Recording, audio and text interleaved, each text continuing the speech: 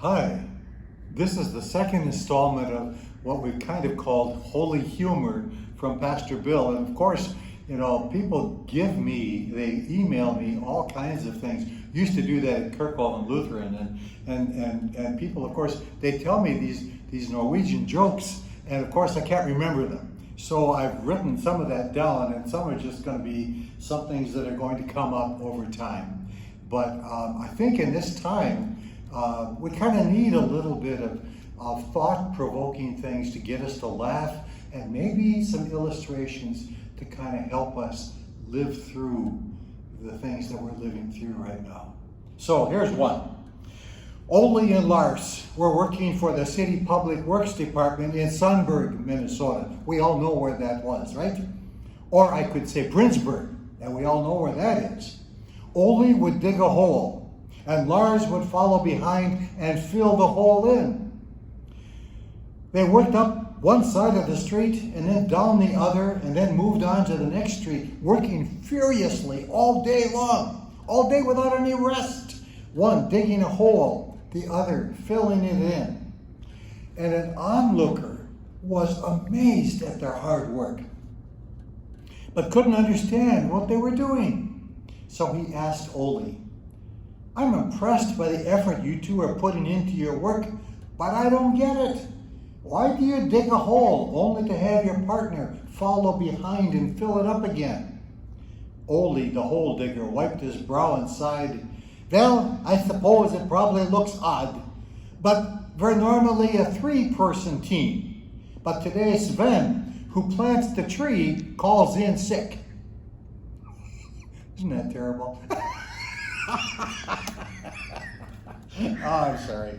One day, Lena confided to her friend Hilda that she finally cured her nervous husband, Ole, of his habit of biting his nails. "Good gracious," said Hilda. "How did you ever do that?" "It was really simple," says Lena. "I just hid his false teeth." Oh, that's terrible too. This is a little bit of a humorous thing about Psalm 23. A mother was concerned about her kindergarten son, Timmy, walking to school alone. He didn't want his mother to walk with him. She wanted to give him the feeling that he had some independence, but yet know that he was safe. So she had an idea of how to handle it. The mother asked a neighbor if she would please follow him to school in the mornings, staying at a distance, so he probably wouldn't notice her. The neighbor said that since she was up early with her toddler anyway, it would be a good way for them to get some exercise as well, so she agreed. The next school day, the neighbor and her little girl set out, following behind Timmy as he walked to school with another neighbor girl he knew named Susie.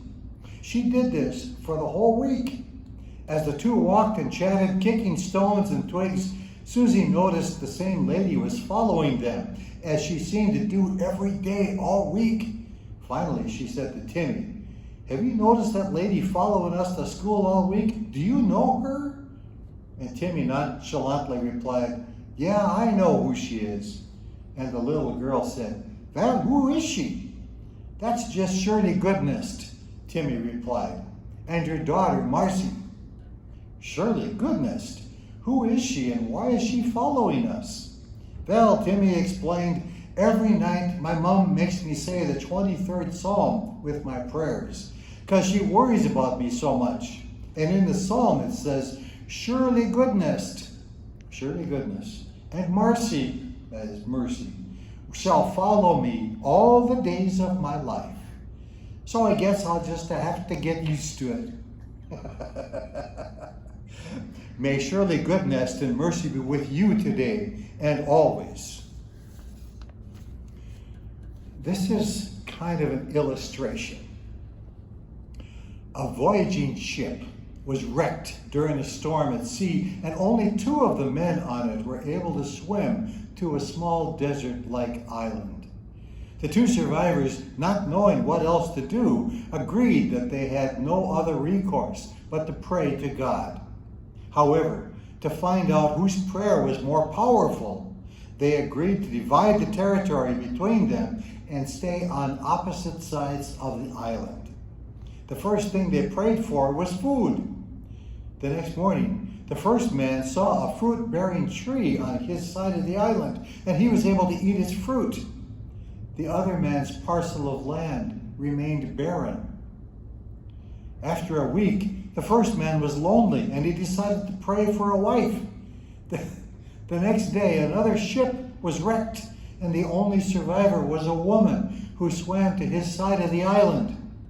On the other side of the island, there was nothing. Soon the first man prayed for a house, clothes, more food. And the next day, like magic, all of these were given to him. However, the second man still had nothing. Finally, the first man prayed for a ship so that he and his wife could leave the island. And in the morning, he found a ship docked at his side of the island. The first man boarded the ship with his wife and decided to leave the second man on the island. He considered the other man unworthy to receive God's blessings, since none of his prayers had been answered. As the ship was about to leave, the first man heard a voice from heaven booming, "Why are you leaving your companion on the island?" "My blessings are mine alone, since I was the one who prayed for them," the first man answered. His prayers were all unanswered, and so he does not deserve anything. "You are mistaken," the voice rebuked him. "He had only one prayer, which I answered. If not for that, you would not have received any of my blessings." "Tell me," the first man asked the voice, "what did he pray for that I should owe him anything?" "He prayed that all your prayers be answered."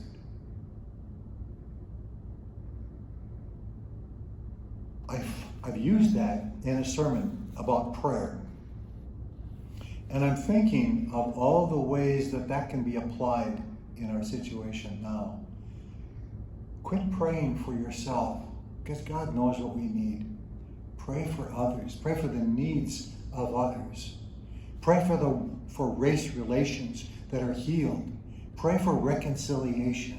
Pray for safety with the coronavirus. Pray for those who are lonely. Pray for the Latinos, for the Native Americans, for all the blacks, the African Americans who live in fear when they drive around in their cars that something is going to go wrong and they're going to get stopped.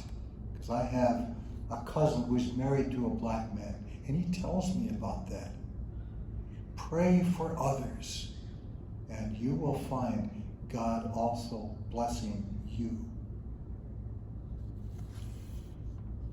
And here's from a friend of mine near Kirkhoven. "When I was a boy, my mama would send me down to the corner store with $1, and I'd come back with 5 potatoes, 2 loaves of bread, 3 bottles of milk, a hunk of cheese, a box of tea, and 6 eggs, all for $1. He says, "You can't do that now, though. Too many security cameras." And one last one to laugh at. It seems there was an elderly woman who walked into the local country church. The friendly usher greeted her at the door and helped her up the flight of steps. All those churches in those days always had flights of steps to go up. "Where would you like to sit?" he asked politely. "The front row, please," she answered. "You really don't want to do that," the usher said. "The pastor is really boring." "Do you happen to know who I am?" the woman inquired. "No," he said. "I'm the pastor's mother," she replied indignantly. "Do you know who I am?" he asked. "No," she said. "Good," he answered. So, God bless you. May you have had a laugh today, a smile anyway, and may you see God's humor in different ways today and this week. And may you always know that God is blessing you because of the prayers of others. Amen.